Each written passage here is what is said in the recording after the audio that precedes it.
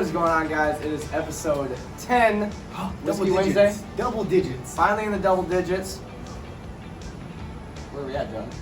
My new apartment. What? Holy. Oh, can I say that on YouTube? I don't know. Fuck yeah, we can. Oh, fuck yeah, we Sorry, can. YouTube. Our YouTube. Anyways, we're at my new fucking apartment, and this thing is huge. Tell them about it. Okay, so it's I'm still living in the Tampa Palms, New Tampa area. I pretty much now I have a bathroom that's the size of my old bedroom. So if that puts it into perspective, my bedroom is fucking huge. My apartment is. I don't know what to do with all the space, so it kind of looks empty because we don't have a lot of shit, but we got a lot of space. It'll fill up. It'll fill up, yeah.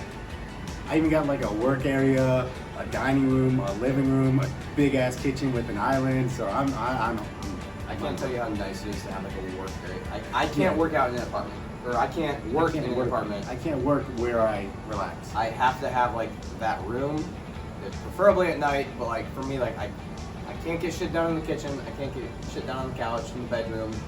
I have to be in an office. So finally have that office environment. We both kind of do. So that's pretty nice to see. We upgraded what we're drinking. Well, I wouldn't say upgraded. We changed what we're drinking finally. Drinking Proper 12.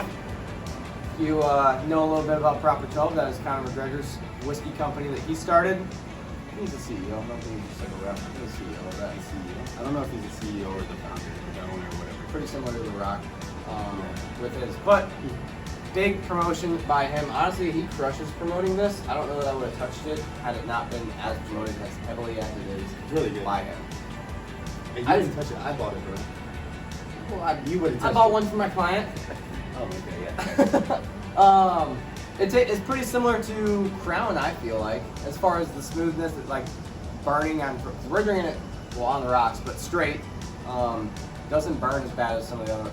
I've always tended to stay away from whiskey Because of they that. pair well with cigars. Pairs well with cigars, especially on the rocks. It waters it down a little bit, not too much.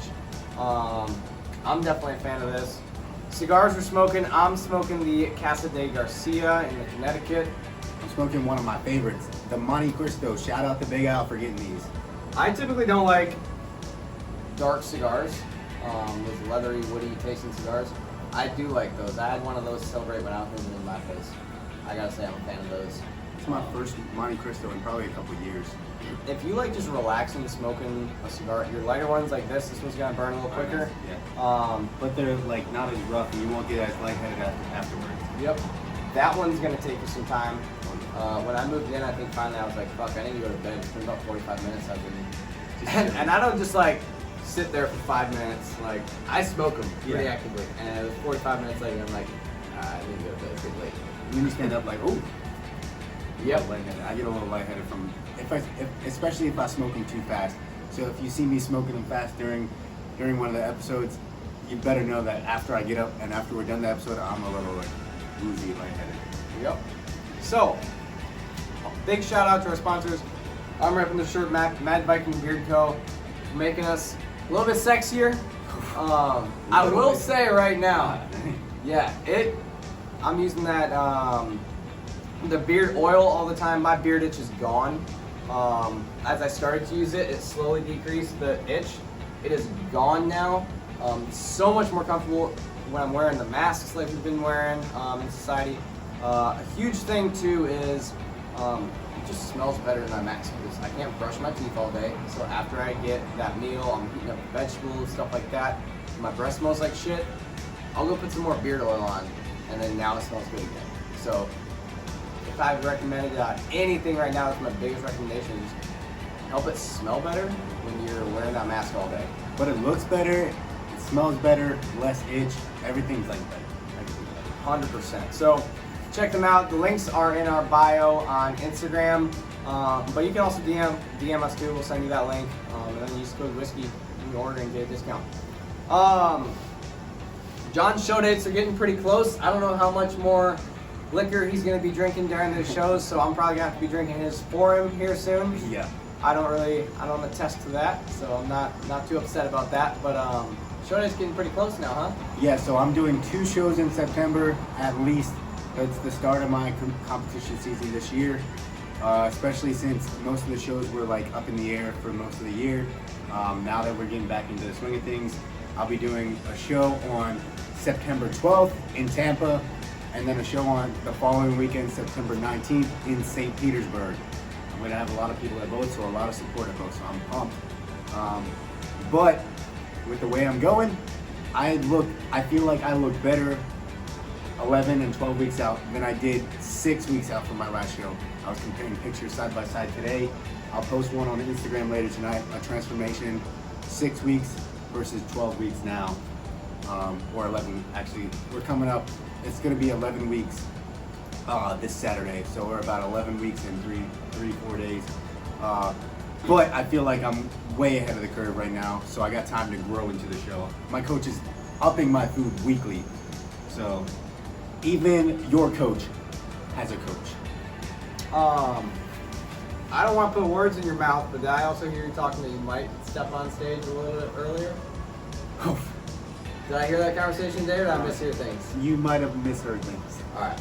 No, I feel confident where I'm at. We'll see in the next few weeks how my body responds to certain things. Like right now, we're aiming for September, so it gives us time to grow into the show. I'd much rather be over prepared than to come in soft set. Not. I'm a competitor, so I'm coming to get first place. I'm not coming for anything less than that. Doing everything right, not over competing, not doing way too many shows between goals. Went through a pretty hard goal, and progress speaks for itself. And the way you're prepping into it, you're not suffering. Last prep, I was sucking, and that's what scared me. Like the last few weeks of my last prep, I was just like, I don't want to go through this again. I think this is gonna be my last show. I'm done with bodybuilding. I'm hurting. I'm gonna do this show because I put so much time into it. But once I stepped on stage, it was all worth it. And now this prep had changed my mind completely. Like, it's so much easier if you prepare for it, if you bulk properly, if you have a good off season, come from a high amount of calories where you're at, like maintenance wise. If you get your maintenance calories up through a reverse diet, you're gonna sit comfortably through most of your prep. I'm sitting better than I was 6 weeks out, and I'm only doing 5 times a week, 25-minute cardio, eating a ton of food. My coach added more food today, so I'm feeling good. One thing we didn't really discuss this, but you got to talk about this human door, man.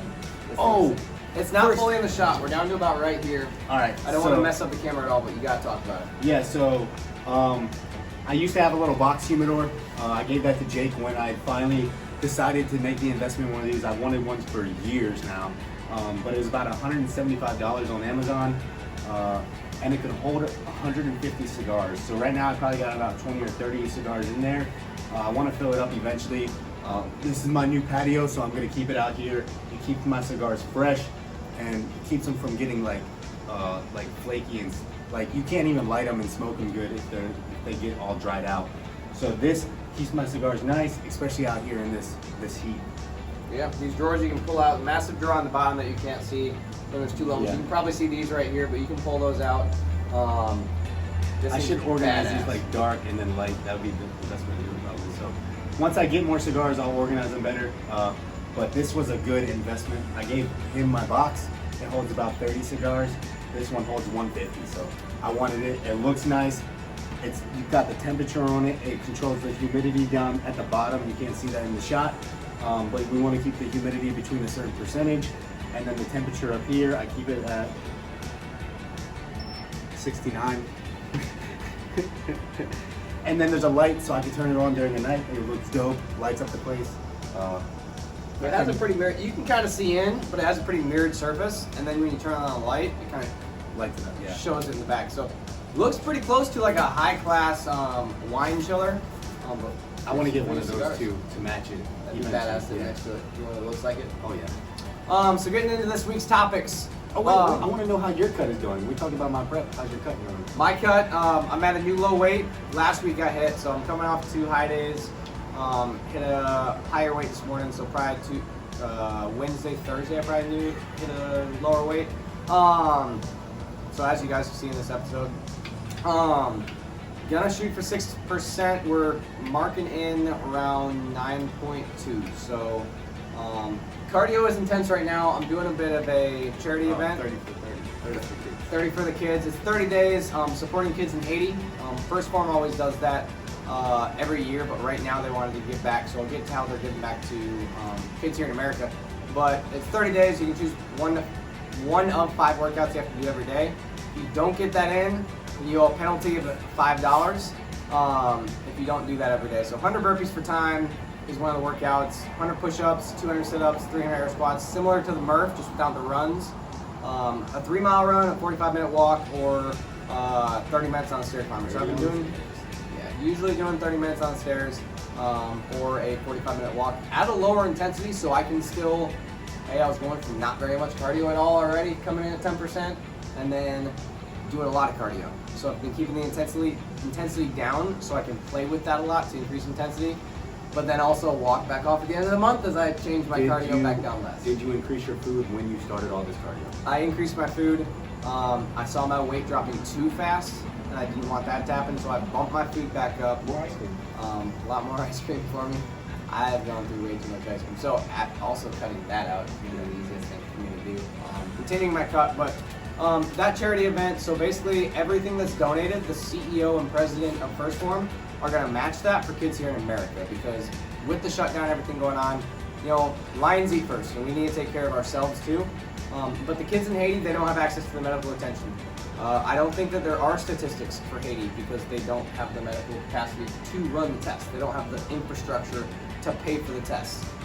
So they definitely wanted to take care of those kids over there in one of the villages. And then, because kids here need help too, kids are going hungry here, they're donating it to, they're matching that and donating it to kids here in America too. So something I firmly believe in there. Having been to Africa for the military, which we'll get into the military here in a little bit, but having seen true poverty, I haven't been to Haiti, but been to Africa where I've seen true poverty, and so definitely wanted to help out for a company that I'm a part of, as well as a place similar where I've seen those struggles at. So now getting into the topics. Okay. What do we got on the agenda today? We have training modalities, so talking about rep ranges, what rep ranges you should be in based off your goals, being endurance, muscle size, strength training, things like that. Some new studies that are out, as well as how to structure which rep ranges and what you're going to be working in each of those rep ranges. How to build a program. So on a basic level, we're not going to get too specific, but on a very basic level, how to build a program. We'll touch a little bit on how to make it a little more specific. Because we get paid to make programs, so we're not going to give you all the info. We'll give you basic info. That's a whole 5-hour show in itself. Yeah. Where we're basically coaching you how to be a coach. And so that gets way too specific. Also, and it's depending on each person. It's going to change. Getting into what your weaknesses are, or what your weak lifts are. Imbalances, knees falling inward, knees caving out, feet caving inward, injuries, things like that. That gets way super specific. So just on a basic level, how we kind of start a program off, and then minor changes that we make. Gym clothes. Different gym clothes that we like depending on the day, our mood, our attitude, depending on if we're in a cut or a bowl. But what we go to the gym in, and things like that. And then finishing up with our time in the military. I had a question on my Instagram about this. I didn't touch it on my Instagram, but we'll just go over it here. Yep. So touching over each are vastly different. Being reserves, he's been deployed a few times. So touching into that. So getting right into it, our training modalities and rep ranges. Yes. All right. So for years and years, we've heard that if you want to build muscular endurance, you're going to be in a high rep range with lighter weights. If you want hypertrophy, you're going to be in that mid rep range, about 8 to 12 reps, which is muscle growth, hypertrophy, muscle growth. All right. But if you want strength, you're going to be in that lower rep range, so that 4 to 6 rep range with high weights to grow that strength. But new studies have come out. Generally speaking, that still does hold true. Yes, generally. But these are more specific things that have come out that have shown that you can see some of these different modalities in different ranges. Again, we can only get so specific with these because each muscle group has different types of muscles in it. Muscle fibers. We'll get into that too. But generally speaking, like you said, low rep range, high weight, go for that strength. That's where you're strong man. Middle range, going for hypertrophy, however you pronounce it. That's going to be more your bodybuilders. That's the way I train most of my clients, mostly in that rep range. Well, most of our clients are going for a look instead of performance. So Yep. the performance levels are up here. Let's say endurance is more CrossFit style athletes. Yep. They're trying to build those long endurance for those long workouts that they have. And then there is the power lifters and the strongmen going to be in that lower rep range. Right in the middle is the sweet spot for a good look. Yeah. So one of the new studies that just kind of came out is for training to failure. Whether you're low rep, high weight, or high rep, low weight, that if you're training to failure, hypertrophy tends to be the same when you're talking about muscle building in those ranges. Yes. As long as the volume and the intensity is high, we're going to see the hypertrophy. We're going to see muscle gains. But with strength gains, we want to be at a lower rep range. Yes, that still holds true. Other things to think about is there's also former studies that are saying things along the lines of training to failure is not necessarily as important as getting in that 10 to 12 rep range. If I want to feel good during a workout, if I'm having a shit workout, I'm going to go lower weight, crank out some reps, get a nice pump going, and that's going to reset my mindset for it. If I'm going through a slump in the gym, a week where I'm feeling off, I'm chasing that pump. Pump chasing is not necessarily going to equal results just because you're chasing a pump. However, on the practicality side of it, on the realistic side of it, if that gets my mindset back right in the gym, and now my intensity increases on my other days or the rest of that day, now, I'm going back into the science as far as my mind's right, my intensity's up, my weight's up where it needs to be, and so scientifically now I'm going to see better results. So those are all things that you can play with too. I might program on the fly a little bit for a client who I can tell is kind of dragging a little bit of ass, their motivation's a little bit lower, they need a little bit more of that push that day, instead of coming in being like, hey, I'm ready to throw some shit around. The majority of your clients are going to make progress regardless of the rep range. So they're getting in there, they're actually moving, they're lifting weights, coming off of probably not even training at all. So you're taking those clients and putting them on a structured plan, they're going to make progress. They're thinking about their nutrition finally, and also not, I had someone I sat down recently with that's, I'm focusing more on nutrition, I'm focusing more on fruits and veggies, I'm focusing on protein a lot more, and I always follow that up with, okay, that's awesome that we're eating fruits and veggies. That's going to help us digest that food a lot better, a lot more volume for the lower amount of carbs. However, where's our protein at? If you're focusing on it more, it doesn't mean you're getting more in. How many grams? And usually they can't tell me. That's where I know, okay, we're probably still low. We're focusing on it, which is awesome, but we need to get that back up. So yeah, modalities, it still holds true, but then a lot of times adding in drop sets. So when we're getting farther into our program, going through for the, what am I thinking of? Progressive overload? Yeah. That's one way. Adding in drop sets, going to failure on the last couple sets. Things like that. That's going to increase your intensity, getting more out of that workout. I love training the failure. It's going to get my heart rate up as good if I can make me push hard. Yep. So, especially my biceps. If I'm having a bad back day, I might just go 2 sets of biceps, destroy my biceps, get a nice pump, and now I'm like, fuck yeah, my arms are feeling good. I can see that pump, I can see that vascularity. Now I'm motivated, I'm ready to get back into my workout. But that's also for the more intermediate, advanced type lifters. The beginners, you don't really have to worry about the rep range as much. Yeah, absolutely. They're just getting in there, getting active, making progress. Other things, you might be going for hypertrophy, but I need to get your endurance up because your first 4 reps for 20-pound curls are perfect, and then they go to absolute trash from there. So maybe I just need to work on your endurance for a little bit, so I'm going to go more high rep. Yeah. That's where a lot of times I'm cycling my clients through. I'm doing a month of hypertrophy, get you used to the gym. Then I'm doing some endurance, focusing on strength training the next month for the 3rd month. Now we're back in that hypertrophy range for a couple months because your endurance and your strength is up. So now, even though you can hit 5 curls at 20 pounds, you should have the endurance to grind out those last 5.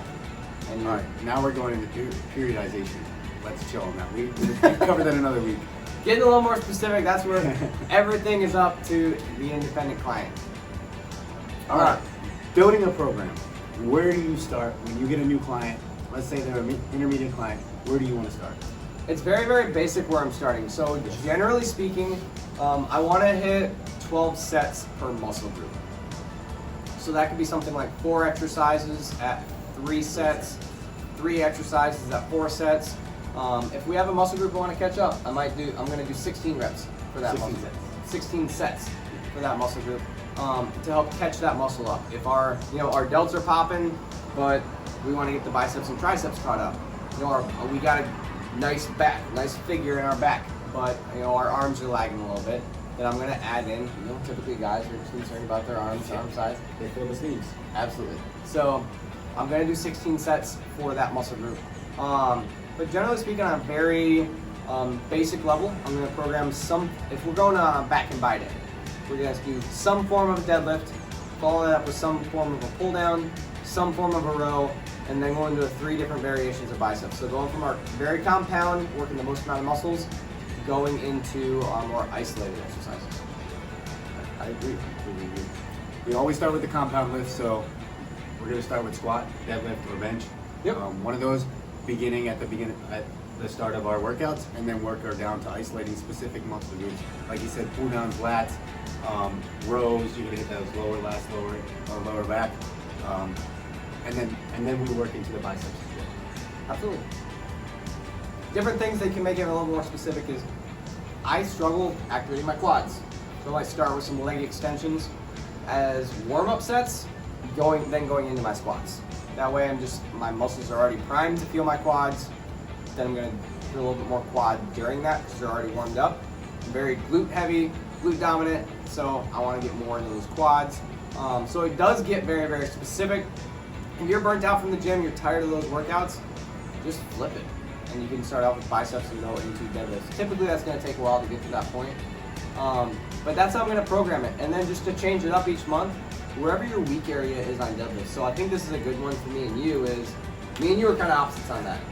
John struggles to just like finish it out at the top. I struggle to get it up off the ground. That's because your glutes are strong as hell. Yeah. So that lockout, pushing those glutes forward, he's got that on me. It's a simple hip thrust. Once I get to just above my knees, that's when I start to grind. Like I posted a deadlift video today. You can see it flies up to the knees, and then I'm grinding out the rest of the rep. Yep. So working on those rack pulls for me is going to be a big thing. Deficit deadlifts for him is going to be a huge thing because getting it off the speed off the floor. Once he gets it up here, it's a breeze, but getting it off the floor is the hard part.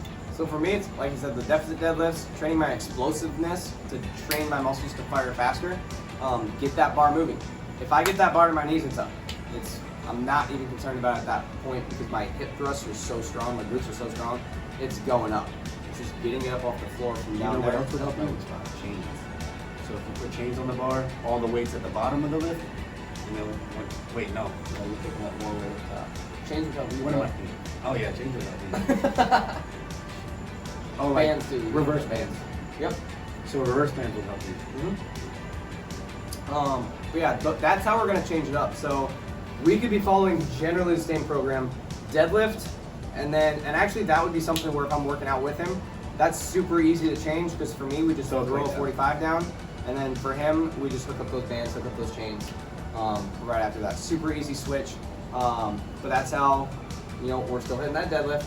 Then we're going to the lat pull down, some form of a pull down, whether it's close grip, wide grip. Those are going to target different muscles. Your width versus your density in your back. Your rows, same thing. Close grip versus wide grip. Underhand, overhand grips. Playing with that to help change it up to get that different feel. Also, we're going to program based off of feel and then what you want out of it. It doesn't matter if your weakness is your back width. If you're focused on more density, your overall strength of that, then we're going to go for that density because that's what your goals are.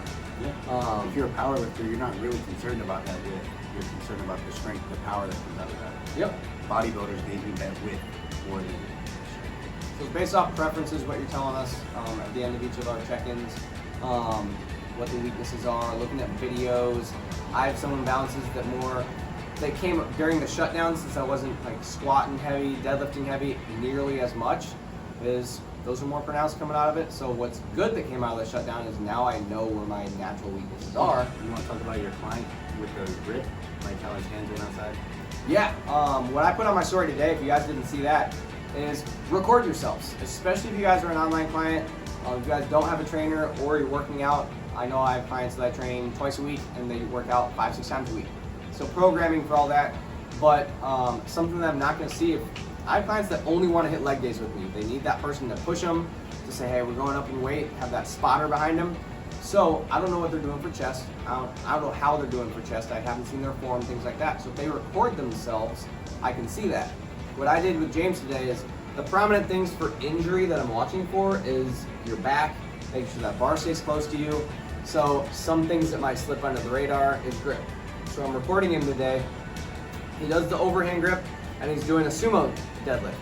So as he comes up, what I didn't catch, because I'm watching his back for safety, and just basically he's going heavy for high reps of 3. So if it gets to the point where his back's super bent, I'm just telling him to drop it, because I've damn near hurt myself doing that. We don't want to be out of the gym.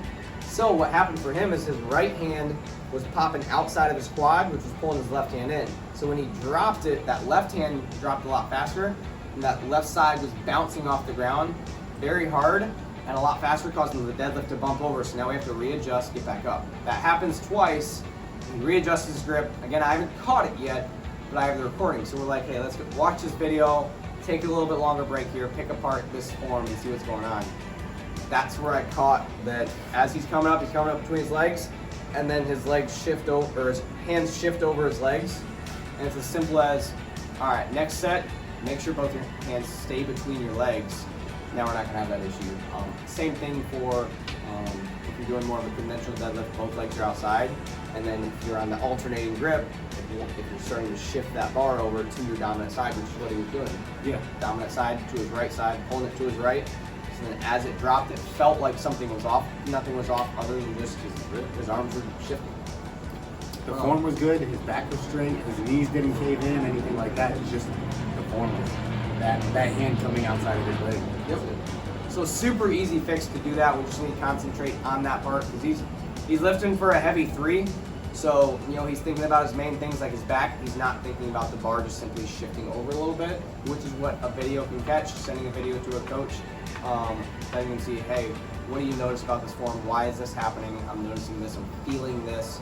I know I shouldn't be feeling that. And those form videos can also help us find out where your sticking points are, like what we were talking about. So you're sticking at the bottom of the rep or the top of the rep, like. Yeah, a lot of people don't know. Let's say we do deficit deadlifts. So there's like, hey, I'm getting 3 reps at this weight. Yeah. I had 5 more pounds. Now I can't even get it off deficit deadlift, something like that. All right, next topic. Gym clothes. Gym clothes. What do you like to wear to the gym, John? Because I know it's the same every day. Okay, no, it's not the same every day. All right. First of all, it depends what I'm training. All right. So if I'm training chest, back, shoulders, I'm gonna wear a stringer. I'm gonna show off those muscle groups, especially after I get a pump. I might wear a hoodie going into the gym, but once I start getting that sweat, getting that pump on, I look good. I know I look good. I got the vascularity. I shed that off. I got that stringer on. But leg day, I want to have that mobility, that flexibility that I have. I just ripped a pair of shorts a couple months ago during the quarantine while squatting, so I don't want to wear those tighter shorts. I wouldn't wear these while squatting. I'm gonna wear the shorts. I like Jed North. Jed North stretches a lot, so I wear those short shorts to show off the quads because I get a good quad pump.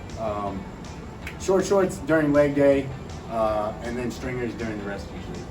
Wear what you're confident in. Oh yeah, that's number one. High school for me, I would never show my thighs. Now I don't think I'd wear anything that goes over half the length of my thighs. That was just it for me. So I didn't want to wear that because I was focused on, I was like, people are looking, whatever reason, I didn't want people to see my thighs. So if that's it, cover them up. Wear something that you're confident in. But also, if I'm training arms, I'm not gonna wear sleeves unless it's on accident. Pack the wrong thing. But I'm not gonna wear sleeves. I want to see that pump, because once I see that pump, I'm like, fuck yeah, let's go. I'm gonna train a lot harder. I'm gonna pick up heavier weights. I'm gonna be watching my form, things like that. That's another thing. You want to wear something you can see your form in. Full sweats, you're not gonna necessarily see your form as well. But we want you comfortable in the gym. We want you actually wanting to go to the gym. So, like you said, wear something you're confident and comfortable wearing. The 3 most important things I'm focused on is, depends what I'm training. I want the mobility in the legs, like you were saying with the shorts. Wearing a stringer, something like this cut off where I can see my delts, see my arms if I'm training those muscles. That's gonna keep me confident. What my mood is. For me lately, it's been a hat, face forward as long as the exercise allows. Like if I'm doing tricep extensions, I'll flip that backward for a set. Otherwise, lately I have been too focused on what's going on around me, too focused on work. So I'm gonna put that hat on, have my narrow tunnel vision, I'm gonna go to work. Wearing a hat instead of the headband like we're usually wearing. Other time, maybe I'll wear a hoodie to be dialed in. Put that hood up, I can see a little bit less, so I'm more focused on myself. And then the biggest thing, am I in a bulk or am I in a cut? Am I in a bulk or in a cut? So we call bulking season hoodie season. We're gonna want to throw on those hoodies because we don't have that vascularity, we don't have that definition that we're gonna have deeper into a cut.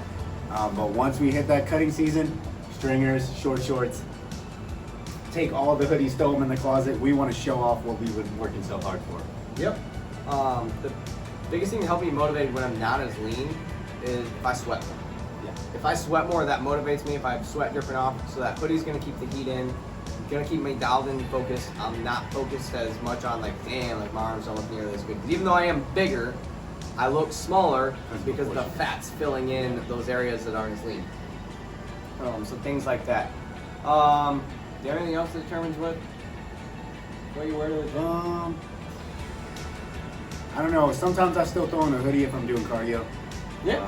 Cardio sessions are another thing. Just put your, get it. It's another thing. You just gotta get it done. So hat down, whatever, headphones in, hoodie up. Just focus, just zoned in.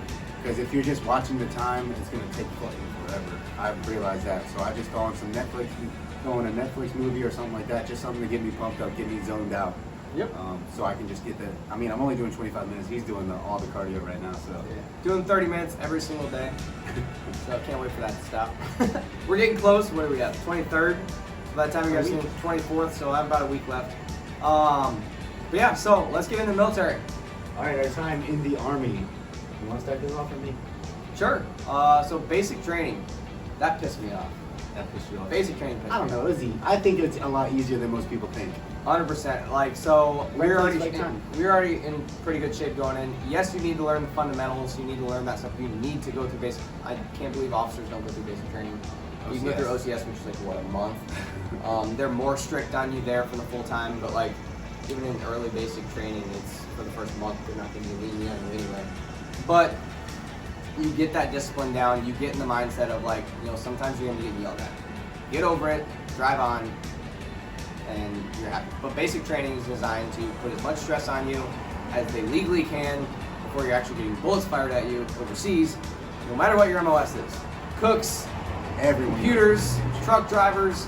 There's gonna be times where you're wearing a uniform for a reason. You might be called off the line, off of like cooking duty, whatever. They say you might be going. They say everyone's primary MOS is infantry. Yep. And then your MOS is your secondary MOS. Because if shit hits the fan, we're all gonna fight. Basic training, I got more out of shape during basic I training. got cut the fuck up. Because you're only eating, you get in the chow hall, you sit down, and you only have that much time to eat. So you're scarfing it down, eating 3 times a day. You don't have that time or that luxury to eat the amount of calories you should be eating probably.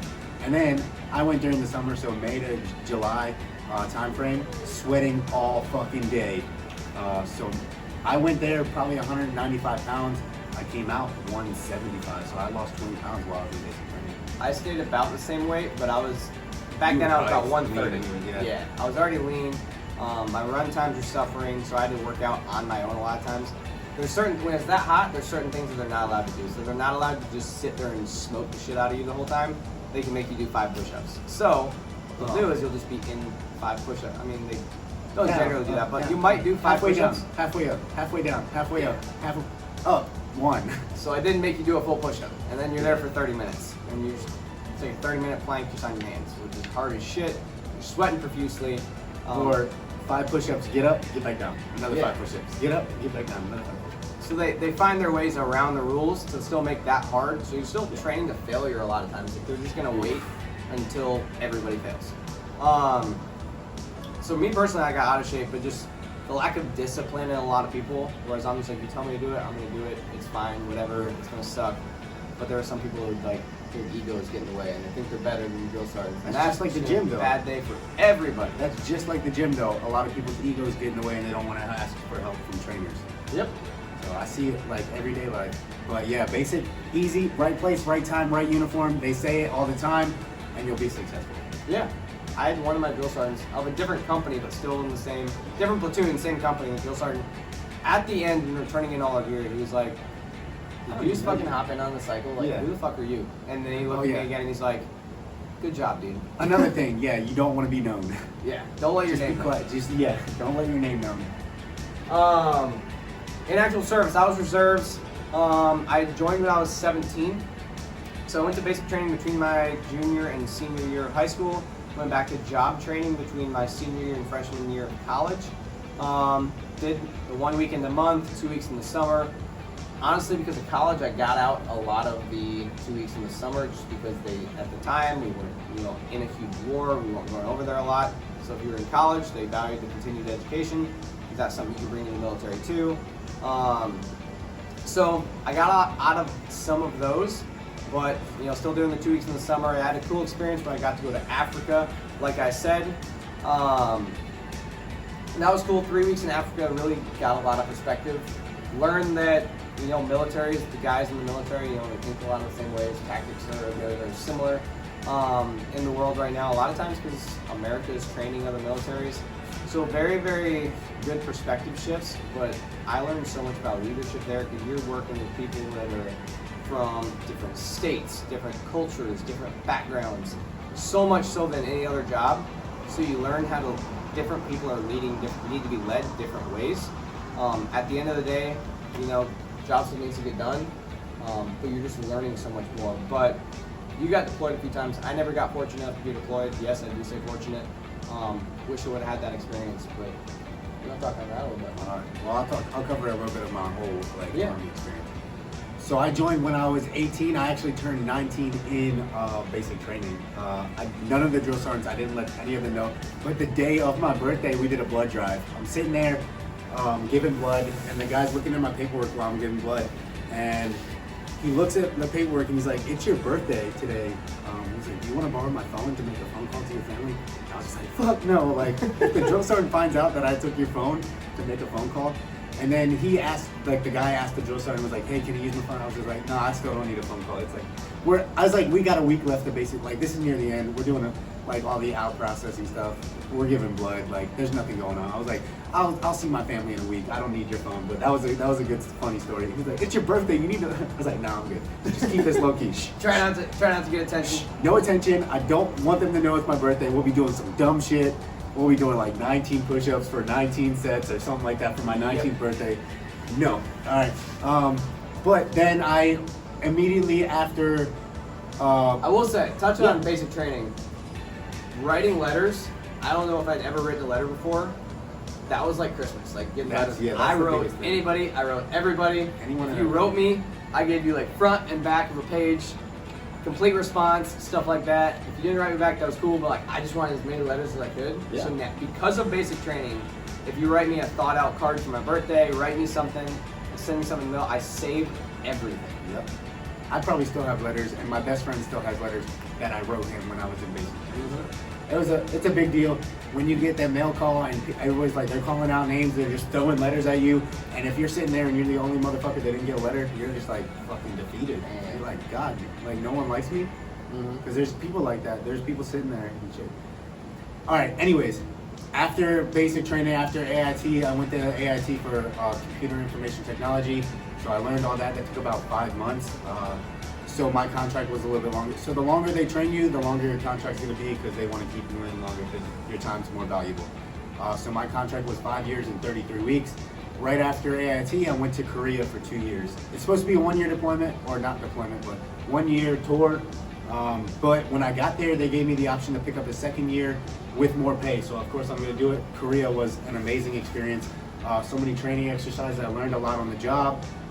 And I was working with a lot of higher ranking people, good people. I still talk to a lot of these people today. There was a lot of scares when I was over there with North Korea. We were right on the DMZ, and a bunch of threats. They would tell us every weekend, be careful, look out for this, look out for that. And there was a lot of unfounded threats. They're not gonna do it. They weren't gonna do anything, but they kept threatening to do stuff because they were scared. Especially whenever we did our training exercises, we would, hey, we're just preparing in case you guys do stuff. So don't be scared. Like, we're not trying to attack you. We're defensive people. So if you're not attacking us, we're just preparing for whatever. North Korea got pissed off about that a lot, so we got a lot of threats from that. But overall, my time in Korea was good. We've seen a lot of culture. The farther you get away from the base, the more less westernized it is. So closer to the Army or the U.S. military bases, the more westernized it is. So it's going to be a lot of American stuff like KFC, McDonald's, Subway, stuff like that, Outback Steakhouse. You're going to see those closer, but once you get farther away, people won't be speaking English. You're going to see a lot of Korean barbecue, which is fire. If you can get some, that's so good. I still won't touch kimchi though. It's gross. But then after my time in Korea, I spent 2 years there, came home. I went to Fort Campbell, 3rd Brigade, 101st, Rakkasans. That's dope. There's so much fun. Once I got there, literally like when I was in processing, I'm at the reception unit. We're supposed to be there for like 2 weeks. 3 days in, my unit comes up and it's like, hey, we have they called my MOS and my rank, and they were like, all right, we know we have one of them here. We need to talk to him now.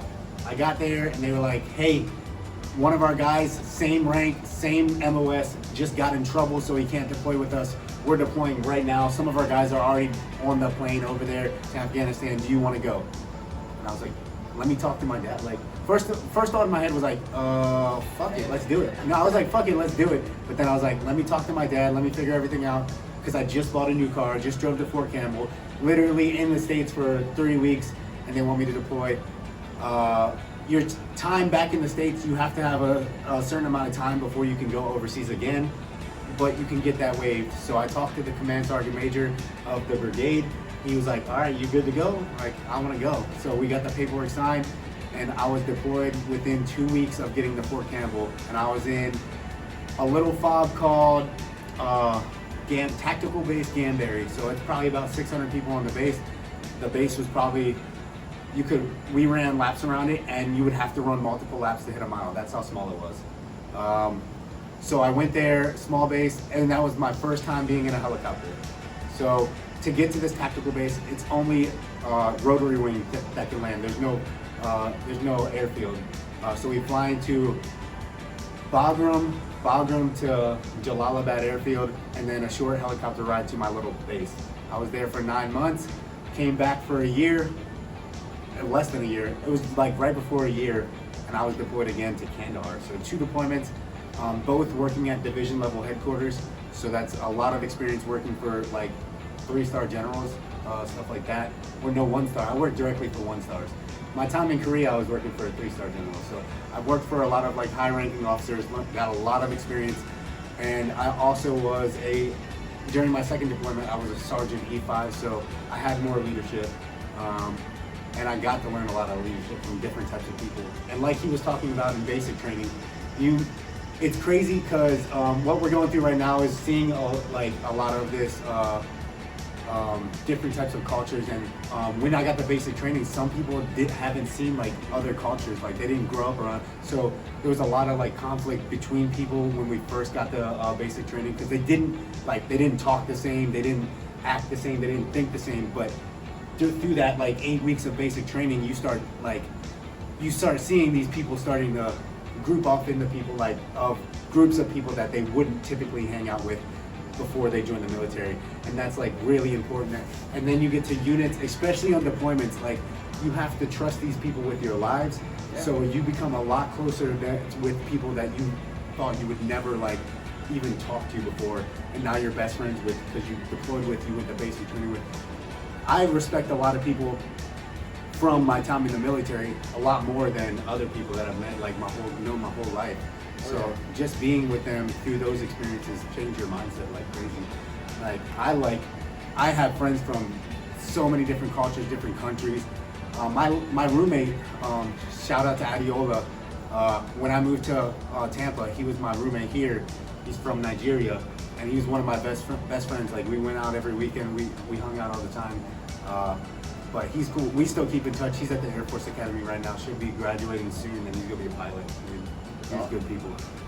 Yeah, I mean, when you not that like the military is just suffering, but when you suffer together, you grow together. So Yeah. you get through some suck, you fight each other, pissed off at each other, and then you're the best of freaking friends. Yeah, you're going through the same shit. So the biggest thing for teamwork is if you can find a way to suffer together, you know, in the civilian side, work out together, push each other through a tough ass workout, do some group workouts, stuff like that. You're gonna grow together. When you get through those, you know, tough months in a business, like you guys just come together. Like you're gonna fight during those months. You're gonna, you know, butt heads a little bit, but you come out so much more as a team after that, and that's why the military. A lot of people say like infantry, you know, that doesn't transfer over to job skills. You get deployed in the military as an infantryman. Any job wants you because the amount of stress that you went over through that, like you're not going to experience that in the office environment. So jobs want you. So that was a big thing too. That was, you know, really cool to see is, you know, you hate each other while you're at basic training, and then like at the end you're all like, Shit, yeah. let me get your number, let me get your address, let me write you or whatever. Let me add me on Facebook. I'm still friends with like probably 60 people from my basic training. Yeah. So that's like super awesome with the military, as well as you know, you learn so much, you grow so much as a person. You know, I went in there super disciplined as I thought already, but just coming back out of there and knowing so much better how to lead, so much better how to connect with somebody. I can't talk to John the same way I talk to somebody else at work. You lead that person differently. You grow so much together. You just have that bond. Very, very competitive back here in the States, like Air Force versus Army versus Marines versus Navy. You get over there and you're like, Air Force is everybody's best friend. You want that person coming in to help you out. You want them to deliver the mail, the care packages. Bring you mail, yeah. have air support if you need that, Food. especially when you're on that smaller base. Yeah. Things like that. Did you ever do any specialty schools? I did air assault. You did air assault too? Yeah. Were you able to fit that in when you were back there for 2 weeks or so? When did you fit No. air assault in? Between deployments. Okay. Yeah, so I kept trying to dodge it because it's a stupid. I heard it's one of the easiest schools and it's just stupid. It's just like grinding through it. So I kept dodging it, but eventually they caught me and I had to go. It was like July, I think I went. And it was hot because you do the 12-mile ruck and a 4-mile run with the weight vest on, so all that. But it was a lot of fun. I had fun during air assault school. During like the technical days where you gotta do the test, you get a lot of half days, so that was good.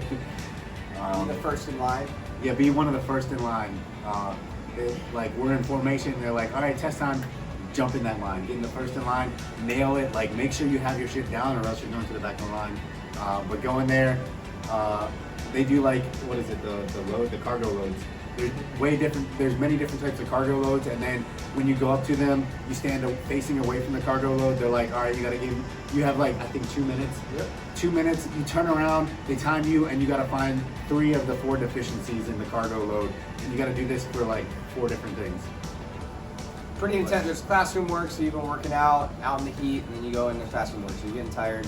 And then like the last 5 days, it's so fun. You're just rappelling from the tower, learning how to rappel from the helicopter, and then you actually do rappel from the helicopter. That's a cool experience. One fun fact is when you're what they call belay man, so you're on the ground. So if you pull the rope, if someone just starts falling from the rope for whatever reason, you just pull that and it stops them. Well, on a tower, you can just pull, like that person can just let go and you know starfish out. And if you pull that rope, they stop midair because of the way the rope goes through all the equipment. On a helicopter, when the helicopter's hovering, whatever force is acted on it, it's going to go. So when you pull that person, it just slows them down, and you physically pull the helicopter down. Now the pilot has to react from that. So when you got 4 people rappelling out of that at the same time, people pulling different directions, the helicopter literally pulls sideways, up, down, because they're trying to react against it. Now you're holding on to this rope, helicopter's trying to react to it, and then you're almost getting pulled up off the ground or dragged across the ground. You're trying to fight doing that while your person's coming down and you're watching them. So much fun though. Super incredible experience. I went through air assault too. During the summer, between a year of college. So those were awesome experiences too. So wrapping it up, John and I are both growing online and in person. So if you guys are in the area, come see us at Crunch Town Palms. We'll get you set up. We'll get you on the way, whether you're completely new to the gym and you're just focused more on health and fitness, as a lot of people are now, because that's the best defense against COVID, sickness, disease in general, especially the big thing being COVID right now.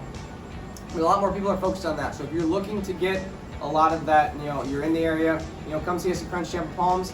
If you are farther away, hit us up on social media. You can find John at officialjdfit. You can find me at jakeblock_fitness. We have links in our bios, or just DM us. We'll get you set up. We'll get the information that we need. Talk to you about what we offer online. And then, so we're both growing pretty rapidly on that too. So hit us up if you guys need that coaching, or if you guys want that coaching, extra guidance. All right, I'm also learning and trying to start training prep clients. So if you want to compete for the first time, or you're a seasoned competitor and you need some help, if you haven't had a coach before, I'd recommend getting a coach before you get back on stage. It's going to be a lot of stuff like nutrition, workouts, what you're lacking in, and how to bring those lacking areas. Preparing for a show. What the judges are going to be looking at too. What the judge is posing, making sure you have everything, tanning, the correct supplements, making sure every peak week, you're going to need a coach for all of that. That second set of eyes is really important when it comes to that, because some people are too harsh on themselves or not harsh enough. They're going to push it too far, lose some muscle mass, or not push it enough, don't come in conditioned enough. Having that second set of eyes. I know when I got a coach, I went from my first show in the open, I was 8th place out of 9 people. My second show, I was 2nd place out of 12 people. So getting that coach, I'm coming for first place though. Anyways, getting that coach is a huge change. When you're getting that lean, you might think you're the baddest dude on the planet. You might be in a gym where it's a lot of lifestyle clients. And so in that gym, you are the baddest dude in that gym. On the stage, you are not the baddest dude anymore. You're comparing yourself to the wrong people, but you need to get that total package. Or, maybe you're in a gym where it's all bodybuilders and, you think you're the worst one there, but you're the most proportionate. That's one of the biggest things I see is when you look at measurements of, guys always talk about their biceps and stuff.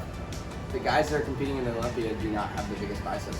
The bodybuilders do, but your physique athletes like John, not always gonna have the biggest biceps, but they're so much more proportionate, their posing is so much better, all that complete package. Size, proportionate, or size, symmetry, conditioning, and then the flow, the posing. Posing's gonna ruin a lot of people when they don't do it right.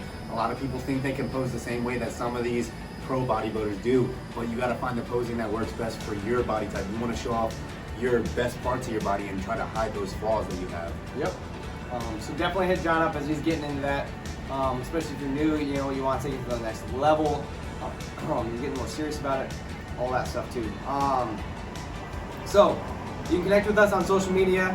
I run a Facebook group with my clients too. I put out more information to them specifically in that, my grocery hauls, because people shop based off of cost, convenience, and taste. I'm more of a cost and convenience type of guy. I don't necessarily care as much about taste. I'll throw hot sauce on it, which is 0 calories anyway. But you need to. So building that community is you can rely on them. If you're more off of taste and convenience, what do we eat when you go out to the restaurants? What are people cooking? Things like that. How are people tracking it? I put out more information on stuff like that. John can help you with that too. So reach out to us through social media. Make sure you're connecting with us on that. If you guys got anything from this, we do ask that you like and subscribe. That way we know that we're bringing you guys good content. And if you got something from this, share it with somebody. Giveaway. Yes. Finishing up, we are going to be running a giveaway. So you can win. We're going to choose one person to win a coaching call with either me or John. What we need you to do is take a screenshot of this YouTube and share it to your story on Instagram. Make sure you tag both of us. That's important because otherwise we're not going to see it. But make sure you tag both of us. So you should be following us anyway. But official JD Fit for John. Like I said, Jake Block BLOCH, just like this YouTube channel, even though the series is Whiskey Wednesday. Jake Block _fitness. Tag both of us. We're going to choose somebody who's going to win a free coaching call with me or John. It'll be about a 30-minute coaching call, so pick our brains on what you want to go over. So we'll structure that to your goals. We'll get your goals before the call. But screenshot it, share it to your story, share it as much as possible, tag us, send it to people. Let us know if you sent it to somebody. I mean, send us the message when you sent it to somebody. That'll get you an extra entry in there too. But yeah, we'll be giving you guys a free coaching call, whether you want to go over exercises, Nutrition, or workouts, or Yep. supplements. He's the supplement guy, so if you want to talk about supplements, let us know. I'll hook you up with him. I'm big on supplement nutrition knowledge because that's how you're going to hit your goals. Supplements are to help your nutrition out. Yeah. But actually know what supplements to look for, what to buy, what to look for in that specific supplement, things like that. So make sure you like, subscribe, and share us to your story. Until next time, guys. Peace.